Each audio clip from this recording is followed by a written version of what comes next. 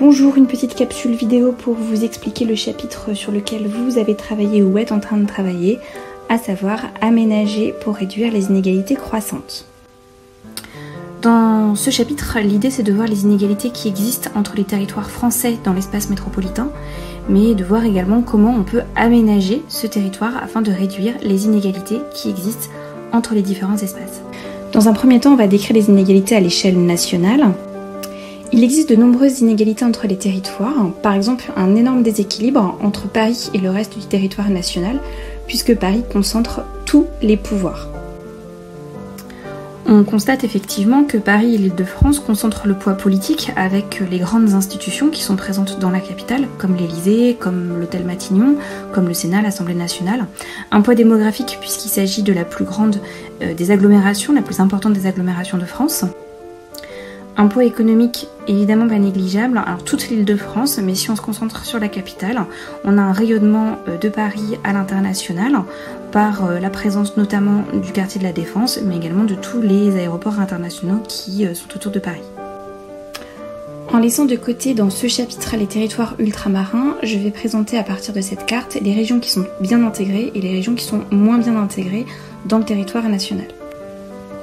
Quand on parle de régions intégrées, il s'agit des régions qui ne sont pas coupées de l'espace parisien. Les régions intégrées, ce sont les régions littorales de l'ouest et du sud et les régions frontalières. Elles sont attractives et elles sont aussi bien intégrées à la mondialisation par des réseaux de communication, par exemple la ligne à grande vitesse qui passe par Bordeaux, qui était l'étude de cas sur laquelle vous deviez plancher. Les régions isolées, quant à elles, eh bien, on va les retrouver dans ce qu'on appelle la diagonale du vide, que vous connaissez puisqu'on l'avait déjà défini dans un autre chapitre. Il s'agit de régions rurales plus isolées de par leur éloignement des zones frontalières et également des trois grandes façades maritimes françaises. Parlons à présent des inégalités à l'échelle locale. On sait la place des aires urbaines dans le territoire national métropolitain. Les aires urbaines concentrent les activités économiques, les populations, les investissements, l'innovation, les places culturelles. C'est un chapitre sur lequel nous avions passé pas mal de temps en début d'année, donc je ne m'y attarde pas là, mais vous voyez bien avec cette carte la place qu'ont nos fameuses grandes aires urbaines françaises. Parlons maintenant des inégalités à l'intérieur du territoire. La carte que vous avez devant vous présente les différents critères qui ont permis de construire cette carte, qui sont tous réunis et sur lesquels normalement quand on regarde la carte de manière dynamique nous permettent de voir apparaître soit tous les critères, soit un critère qui peut être le chômage, les emplois plus stables, les logements, etc. Ce qui ressort de cette carte, c'est que le territoire français présente des inégalités sur l'accès au travail, au logement, aux services, quelle que soit l'échelle envisagée. Donc on a bien des inégalités au niveau national, régional ou local dans ces différents domaines. Quand on parle d'aménagement du territoire, il faut évidemment évoquer les acteurs qui sont multiples, qui participent à l'aménagement de ce territoire et aux différentes décisions qui vont être prises. Commençons d'abord avec les acteurs à l'échelle européenne. L'Union européenne lance de grands projets visant à réduire les inégalités territoriales et à favoriser l'intégration des régions des États membres. On va avoir des fonds d'investissement, des fonds européens qu'on dit structurels et d'investissement, qui vont ensuite passer dans différentes structures, comme la FEDER, qui permet le développement européen des territoires. Et en fait, il s'agit de stratégies qui sont mises en œuvre au niveau européen et ensuite à l'intérieur des États. L'Union européenne va multiplier les programmes d'aide aux régions, en particulier en Outre-mer, mais ça on y reviendra dans un prochain chapitre.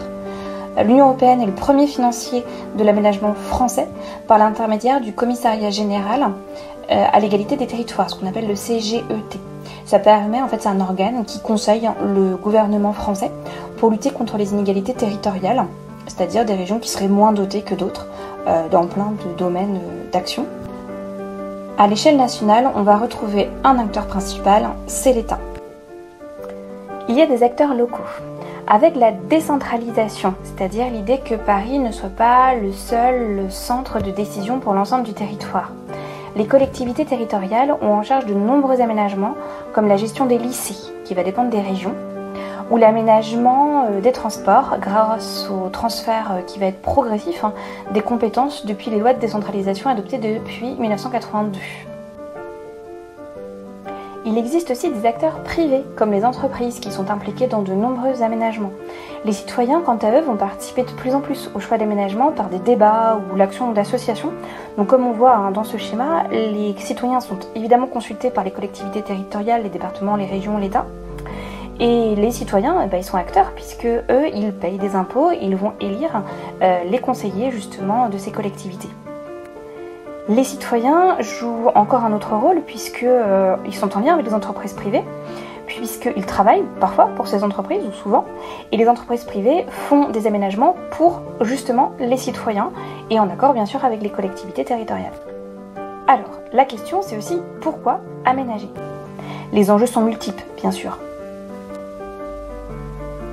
Les projets ont d'abord eu pour mission d'améliorer la répartition des activités sur le territoire, en développant des industries ou en renforcer les métropoles régionales face à Paris. Ça, c'était le premier objectif. Puis, la première priorité, c'est de lutter contre la crise économique en favorisant la reconversion, comme ça a été le cas par exemple pour les territoires en crise dans les années 80-90 et qu'il a fallu reconvertir notamment dans le nord de la France, du côté de la région de Lille. Aujourd'hui, un certain nombre de politiques sont mises en œuvre pour réduire les inégalités territoriales. Il s'agit de politiques de zones de revitalisation rurale, les ZRR, pour redynamiser les campagnes. Des politiques urbaines qui visent à améliorer la vie dans certains quartiers pauvres des villes qui sont dits des quartiers prioritaires. Et enfin, des politiques publiques qui ont pour objectif de garantir la mobilité de tous sur les territoires, notamment pour désenclaver certaines régions de la diagonale du vide, comme le Massif central, avec l'arrivée d'autoroutes, par exemple. Aujourd'hui, quand on parle d'aménagement du territoire, on parle également de prospective territoriale, c'est-à-dire que les agents, les acteurs vont essayer de réfléchir à des territoires pour demain, à des stratégies d'avenir possibles pour les différents territoires. Imaginer les territoires de demain, c'est faire de la prospective géographique, c'est-à-dire s'imaginer dans un territoire dans 10, 15, 20, 30 ans, avec des logiques qui sont celles des logiques du développement durable en grande partie. L'idée, c'est des aménagements industriels, touristiques, agricoles, de l'urbanisation, de l'équipement sur tous les territoires, mais sans dégrader le milieu, le cadre de vie, en faisant quand même un développement économique et rural, en faisant attention aux ressources, tout ça évidemment en s'entraidant entre les pouvoirs publics, les législations, tout ça se soutenant. En fait, l'idée, c'est de réfléchir à l'aménagement du territoire en pensant aux 3 piliers du développement durable. Pour terminer, vous avez cette carte mentale et puis toute la leçon que vous aviez sur les différents documents que je vous avais postés. L'idée, c'est vraiment de réfléchir à aménager les territoires en pensant à la fois aux inégalités, aux différents acteurs, aux enjeux et de voir évidemment les méthodes qui sont employées pour que plus tard, tous les territoires soient logés à la même enseigne dans tous les domaines et dans tous les services. Ici se termine la petite capsule vidéo. Évidemment, vous avez tout loisir de regarder cette capsule autant que vous en avez besoin pour comprendre ce chapitre.